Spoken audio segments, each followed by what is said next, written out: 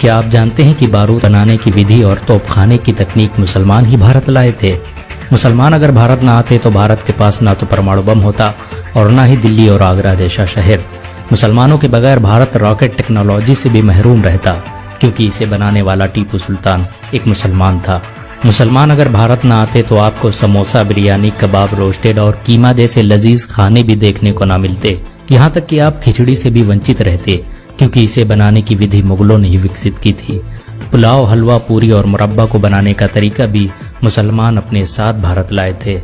आपको ये जानकर शायद हैरानी हो कि अखंड भारत का निर्माण मुसलमानों ने ही किया था। देश के तिरंगे झंडे को डिजाइन करने वाली महिला सुरैया तैयब जी एक मुसलमान थी। दिल्ली, आगरा, लखनऊ, हैदराबाद, औरंगाबाद जैसे मशहूर शहर मुसलमानों ने ही बसाए थे। एक अंदाजे के मुताबिक मुसलमानों ने भारत में 10,000 से अधिक गांवों और कस्बों का निर्माण किया, जो आज भी भारत की शान माने जाते हैं। बारूद बनाने की तकनीक मुसलमान ही भारत लेकर आए थे।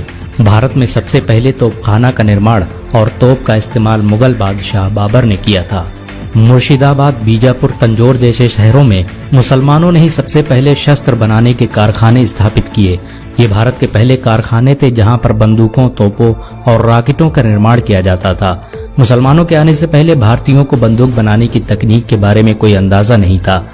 अगर मुसलमान भारत न आते तो यहाँ के लोग सदियों तक इस टेक्नोलॉजी से वंचित रह जाते।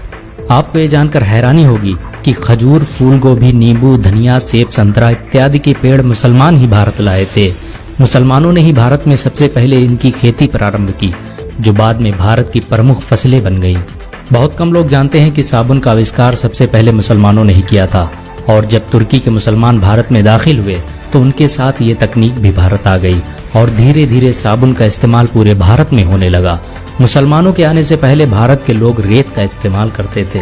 दुनिया के 7 अजूबों में भारत के ताजमहल का नाम भी आता है, जिसका निर्माण शाहजहां ने करवाया था। अगर मुसलमान भारत न आते तो भारत एक अंतर्राष्ट्रीय पहचान से महरूम हो जाता। मुस्लिम शासकों ने भारत में 6 लाख से भी अधिक इमारतें बनवाई, जिनसे हर साल भारत सरकार अरबों रुपये की कमाई करती है। इन सभी जमीनों का लेखा जोखा वक्फ बोर्ड रखता है। सिर्फ ताजमहल से ही भारत की हर साल अरबों रुपये की कमाई होती है।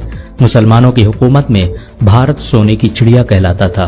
मुसलमानों के बगैर भारत कभी भी परमाणु संपन्न देश न बन पाता, क्योंकि एक मुसलमान APJ अब्दुल कलाम ने ही भारत का परमाणु बम बनाया था। भारत आज भी मुसलमानों के दिलों में बसता है।